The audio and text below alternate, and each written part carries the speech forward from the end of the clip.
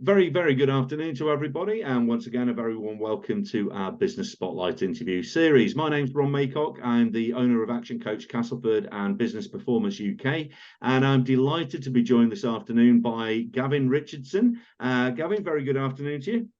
Yeah, good afternoon. Thank you. It's great to have you with us. Gavin is the Managing Director of Cykel House, which is a cycling-based business based in Castleford in West Yorkshire. And we're going to be hearing lots more from Gavin in just a few moments. But before we do that, just really wanted to explain what the purpose of these interviews actually are. So we're surrounded by some amazing businesses in our region. They've each got their own stories to tell. And these interviews actually help us share those journeys, highlight their achievements, and ultimately maximize their exposure, all in the name of abundance. So the more people we can get aware of the Cykel House across the UK, the better, as far as we're all concerned. So without further ado, I'm going to hand over to Gavin. And Gavin, if you can tell us a little bit more about Cykel House. Yeah, so we're a omni-channel retailer. So we do a lot online, we do a lot in store. We sell bikes, repair bikes, sell components, clothing, and we do quite niche products. So a lot of the stuff's quite niche stuff that not everybody does, and that's kind of where we fit quite well in the market, or where we see ourselves fitting quite well. Obviously, there's a lot of bike shops in the UK, so we're just a small drop in the ocean trying to find our way. But yeah, we've been going for about 3.5 years, something like that. And yeah, so it's been a bit of a roller coaster. Obviously, we opened. Well, I was going to say, so 3.5 years basically means that you were formed probably in lockdown, were you, or there or thereabouts?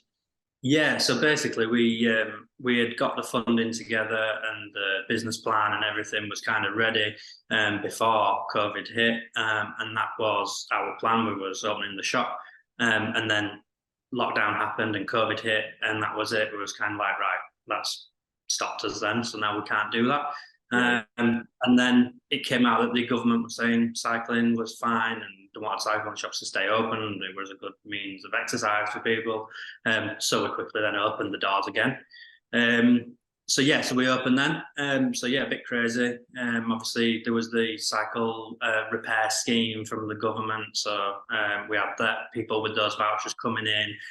So, I mean, in a way, it accelerated a bit of growth because it helped a lot of people find us quicker than they probably would have done if we'd have opened in normal time.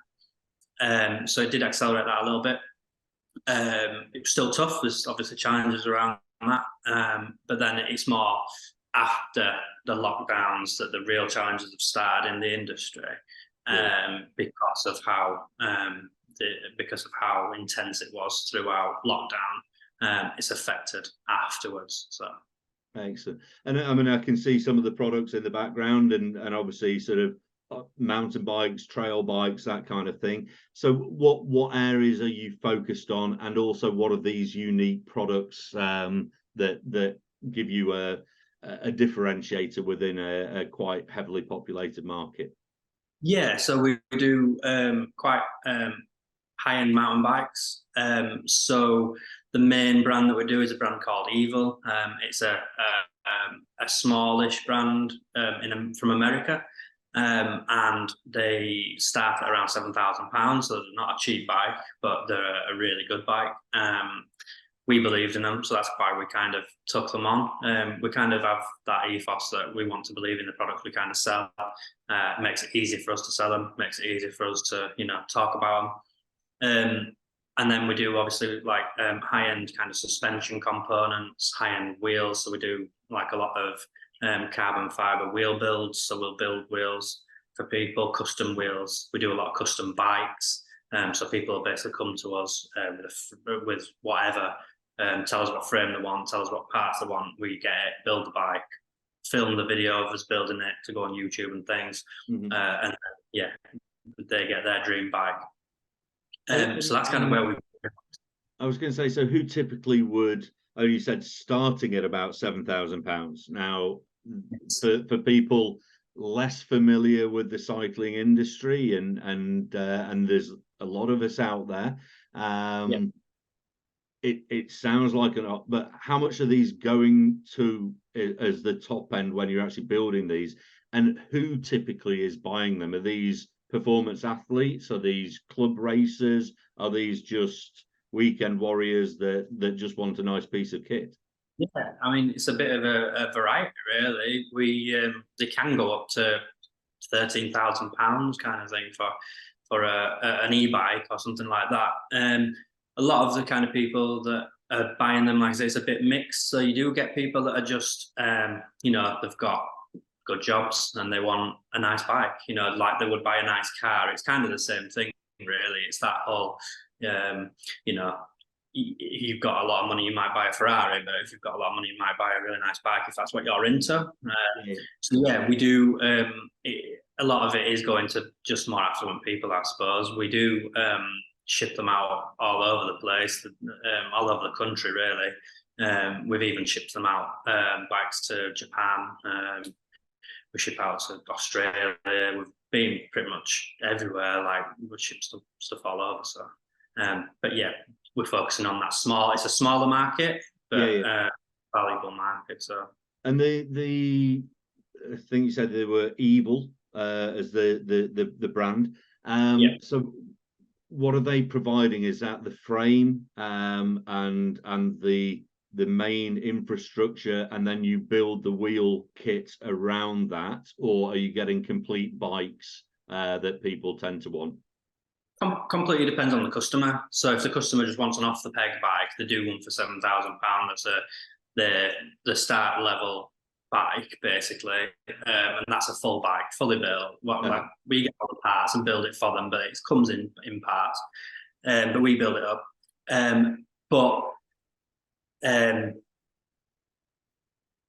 Yeah, I can't remember where we're on then. Yeah, I was just saying in terms of, I'm thinking especially with things that you ship out to Japan, is that going to be absolutely a custom build that they just could not buy direct from America, let's say, where they're ultimately manufacturing the frames and things? It has normally been frames that we've sent out, not full bikes. So it is normally frames, but yeah, it is. It's crazy because obviously a lot of the frames are built over there, and the carbon fiber's laid out there, and then they're coming from here back over there again, which is crazy. But obviously they know the brands more because they obviously they work in those areas that have those. And there's a lot of good riding out in Japan, actually, and I didn't really know that, but there is a lot of good places to ride out there. But yeah, so anyone coming to us and saying, we want these wheels, we want this, and we will we'll just buy a frame, order the frame in, and buy all the components and build exactly what they want. But other than that, you can just get them off the peg as well. When they'll buy them from that. And what's been your personal journey then? How did you get into this, and what prompted you to see this as the business that you wanted to move forward with? I guess so. When I was younger, like going through college and university and everything, I was always involved in like graphic design and things like that. Art, graphic design, that was my kind of thing. I went and did transport design, and then I ended up working in retail.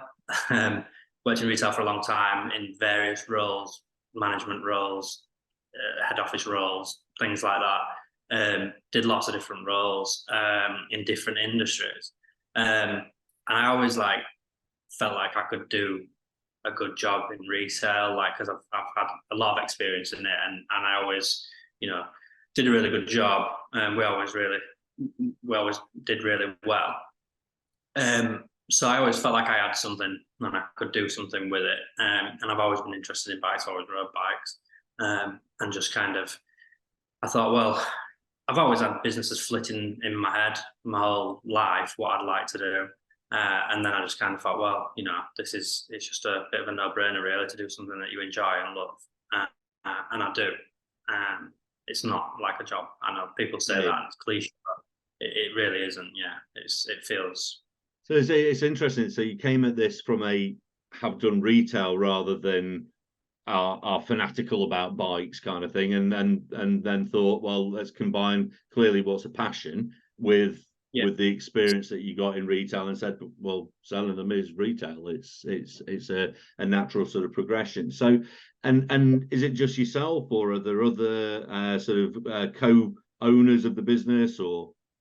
Yeah, there's some other directors as well. We had a chance meeting before COVID, and I kind of bumped into someone really, and it was very one of those moments that's just kind of fate, you know, where you meet someone, and they were thinking about opening a bike shop, and I was thinking about opening a bike shop, and then we just combined together. So there's actually like 4 of us involved. I'm the one that works in here full time. Yeah. The others are just kind of in the background, but there is 3 of us in the business. And in terms of within the sort of infrastructure of the business, then how many non-directors, how many people work in the business? Is it yourself, and do you have workshop people and the likes, or? Yeah, so currently I have one. We have one person who works in the workshop as well. So I kind of manage the store. He works in the workshop. Obviously, we want to grow that over time, but that's something that, you know, takes time, obviously, to get up and running. Enough sales to cover all the wages and things like that. So yeah, no, absolutely. And with the sort of ambitions of the company, then you're based in Castleford, but you've shipped across the UK. Where's your main area? Because being relatively local, yes, there's some smart hills and whatever in and around Yorkshire, but we haven't got that many mountains. So, you know, are there certain demographics across the UK where you're finding actually, yeah, this is where people are, you know, looking at the high-end equipment, or is it more people are buying these and just saying, well, wherever there's good trail riding, that's good enough for me? Yeah, well, the thing is, I mean, we do have places that are not too far from us that are pretty good riding places, like Warncliffe Woods in Sheffield and places like that are where like the likes of big athletes like Steve Peat and things like that did really well for the UK in riding scene. Kind of grew up riding there, and that's still going now. But a lot of people, to be fair, they go to Wales and places like that. So a lot of people travel to ride. It's kind of it's one of those things, like a lot of people that enjoy riding will travel to bike parks. So there's quite a few in Wales, and a lot of people go there or to Scotland. So that's kind of you know, where the customers generally, they can be anywhere, but they'll travel to ride, basically. Okay, excellent. And where in terms of the sort of transition, you formed during lockdown, and then have had to sort of adapt as we came out. What have been the main things that you've changed or adopted that were sort of forced on you in the early days? I guess so. We scrapped the coffee shop side. So we had seating area upstairs. It's on 2 floors of the building, and we had a seating area upstairs for coffee. And when we first opened, it was getting busy-ish in between opening up between lockdowns, and it was starting to fill up, and we were getting plenty of people in, and it were thriving a little bit. And then the second lockdown happened, and then after that, it just kind of just went dead, and we didn't really get many people coming in to sit in. We still got people coming in for takeaway, so we continued then to do takeaway coffee and cake from where we were before, but we removed the seating area and started to do more, obviously, products to sell in that space, because obviously every square foot needs to pay its way. And having, you know, tables up here that were empty, it was just no good for us. So we've adapted that way, and then hopefully, you know, eventually we might bring that back. Who knows? We would like to at some point have that. But yeah, at the minute we've kept it as it is to be more retail focused for now. And are you either currently or have aspirations to sort of build a community around the shop, i.e. with people who want to be part of a club that goes cycling, goes off to various different things, and has the central point as, you and the Cycle House as what brings them all together. Yeah, absolutely. We want to do that, but as you said before, it's fairly difficult in terms of there's not much to ride around this very local without travelling a little bit, so it's hard to kind of. We could get some kind of gravel rides going on or something that are like down the canals and things because we're very close to the canal. Yeah. A lot of riding's done down there, but yeah, so we do aim to do that at some point. We haven't done yet. But we've started. We do build really strong connections with us customers. We have a really like kind of loyal customer base. And just not long ago, we held an event at the Queen's Mill. So we kind of want to do it there because there's they have Yorkshire craft beers there. They have like a cafe there and stuff like that. And we want to spot them as well. So we had an event down there. We had music. So we had like a DJ van. A lot of us brands came and had stuff on display, products on display, and then there were obviously the beer and stuff. People were going into there. We just had a really good day, and everyone came down. We had some games on and stuff, a lot of prizes to give away and things, and all that were kind of building that community. So yeah, it's definitely what we want to do. And I think it's important to recognise that there's around cycling generically, whether it be road or mountain biking, it is a community, and people like to get together to do that as a pastime, as a way of relaxing, getting fresh air, doing whatever. So it's always a good thing to look at how it can become its own community in its own right. And it could well be watch this space kind of thing of where that goes, instead of just having the coffee shop or whatever. So it could be more like a clubhouse kind of environment. So and what makes you as a business then the business of cycle retail, whether it be online or bricks and mortar and actually having physical shops, is quite a heavily subscribed sort of area within a niche. It's not as many as, let's say, restaurants or something like that, but there's quite a lot of towns that have 2 or 3 bike shops. So what's your differentiator? What do you stand for? What makes you unique in terms of the offering? So I think when you come into the shop, it's very different to any other shop that you kind of see.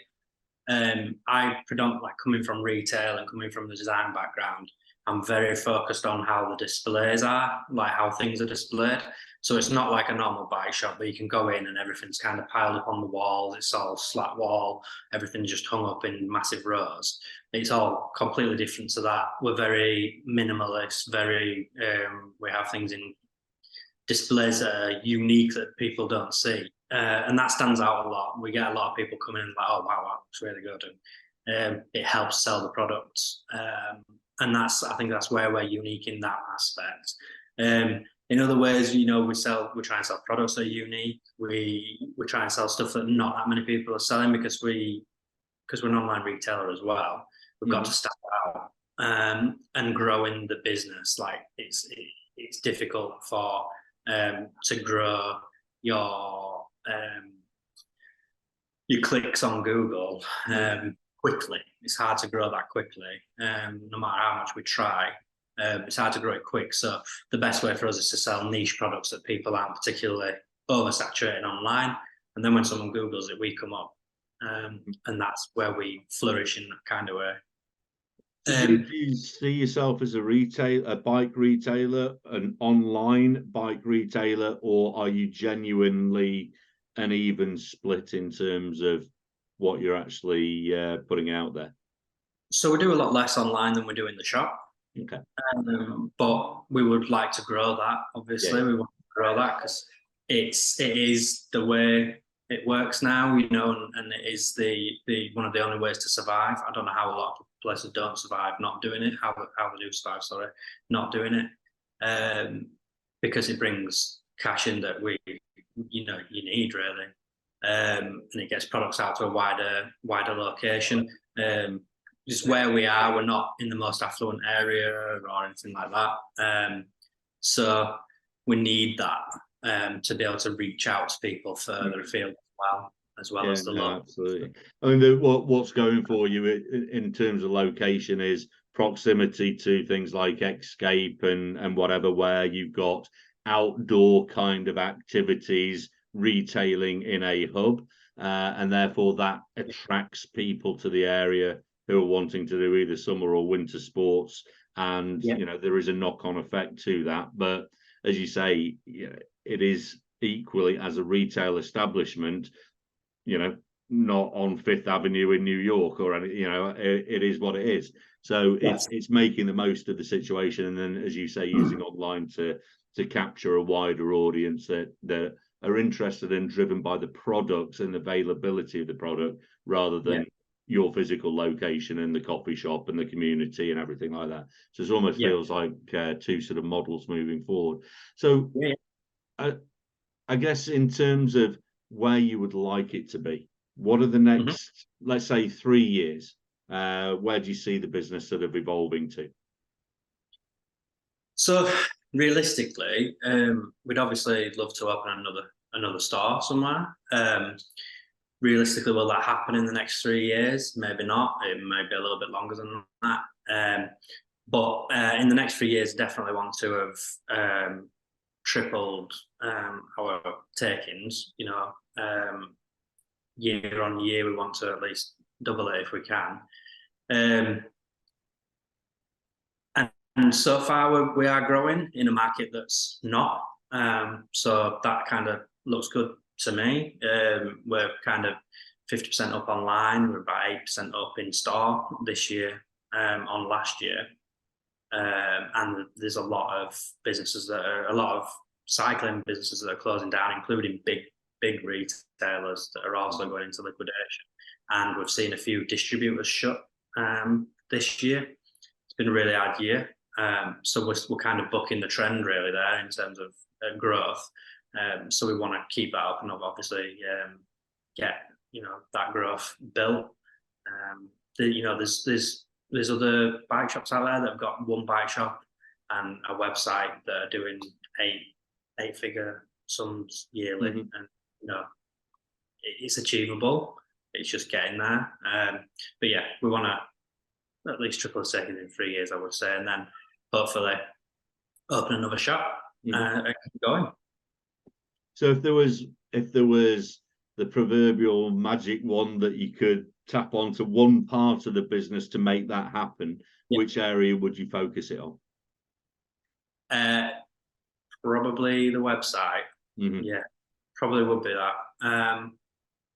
The shop would be great to get more people in. We're not heavy on footfall. We get a lot of, repair work and things like that, and a lot of people do come to us for specialist work, because there's no one else really local to us that does that kind of thing. So yeah, we get a lot of people for that kind of stuff, and it'd be great to get more.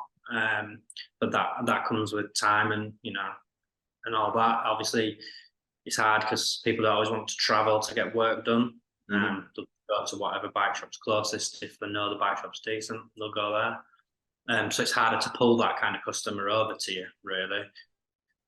Whereas online, we can target people a bit more and kind of get sales on products that people want. No, absolutely. It's interesting, isn't it? As you say, the trends in the market have seen some casualties and seen things for all the wrong reasons seem to go into a decline, even though it's a market that should be growing. It should be, people have embraced cycling a lot more. They've seen it as a great way of getting outside and doing exercise, and there's various schemes that they can do this, cycle to work schemes and incentives to do it. There's been a little bit of bad press with some of the e-bikes and conversions of e-bikes and whatever, for obvious reasons, but that actually should be an opportunity for the above board retailers that are actually going, hey, look, let's buy the proper factory manufactured or safe conversion kits, and we can do that professionally rather than under a counter. It should promote it. The fact that some people haven't embraced that, some people haven't captured that opportunity, is testament to yourselves. So I'll say this for everyone's sort of benefit, to book the trends and start a business in lockdown, even with it being a backhanded help up in terms of cycling was one of the only things that you could do. You've continued that. You've not been a flash in the pan from just setting up, and you're moving forward, and that's a great thing. And I think it's testament to to the products, to the uniqueness of what you're trying to do, and the community that you're trying to build around the brand. And I think that's a fantastic thing. So well done. Is the first thing I would say to that. So are there it's bringing us towards the end of the interview. I mean, are there any areas that we've not covered, or anything that you'd like to add, Gavin, that will help people understand the business model and where it's sort of heading from here? No, I guess check his website out. Straight to the point. Get online, have a look at us. Have a look at us, and you'll see what kind of stuff we do, and we are different. Our website's covered in Yorkshire phrases, and people seem to like that. Even when they're not from Yorkshire, but we kind of tried to keep us voice. Like we don't want to be just an alien kind of big retailer. We've kept our own personal, made it personal. We have personal touches and stuff that we do for customers, and so check website out, or come into the shop and come and have a chat with us. And definitely.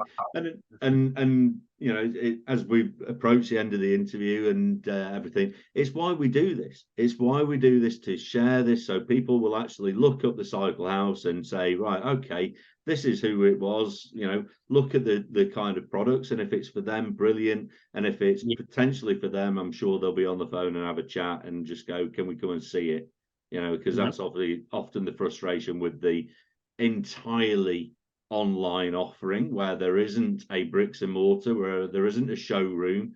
You're taking a lot of trust on faith and making a blind decision just based on a few reviews and things like that. And sometimes we are quite tactile. We do like to physically see it, and are the dimensions right, and do I want to part with 7 to 13 grand or whatever if I've never seen it and can't see it other than just a picture? I think making it real for people is half the key of that, isn't it, I guess? And that's why we do what we do with displays, because we want everything to be tactile, to be able to be picked up, to be able to be touched. So stuff that would normally sell in packets, we take out of the packets. They're not in the packets. We want them out so people can touch them, feel them, have a look at them, see what they actually do. Not just pick up a pack and not really be able to do anything with it. We want it to be, people to be able to touch it and feel it.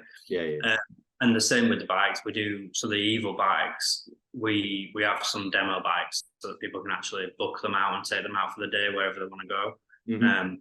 They can book them online, take them out and go and ride them at the local trails or whatever trails they want to ride them on. See how they feel, and if they like them, they can purchase one. But it's £7,000, a lot of money to spend on a bike if you haven't actually been on it. So we wanted to be the people that did that, because there's no one else really doing that for Evo in the UK, really. No one's really got a fleet of demo bikes. So we wanted to be that brand of people that have those bikes for you to come and sit on and ride, as well as purchase, so that you've got that. You won't go in and just drop all your money on a car without taking it out on a test drive. So we don't expect people to do that with a bike either. No, and I think that is a really good point of differentiator or difference, in that it's not just online and it's not just a shop. You're getting high-end stuff that people can come and actually try out, and over time I'm sure that will lead to opportunities to do away day kind of, you go down to somewhere else where there are trails, take some demo bikes down, and people can actually see what it's all about without having to come up to Castleford, go on tour with the equipment and everything like that. So that does bring us to the end of the interview. I really would like to thank Gavin for sharing their journey at the Cykel House. It's clearly been exciting times.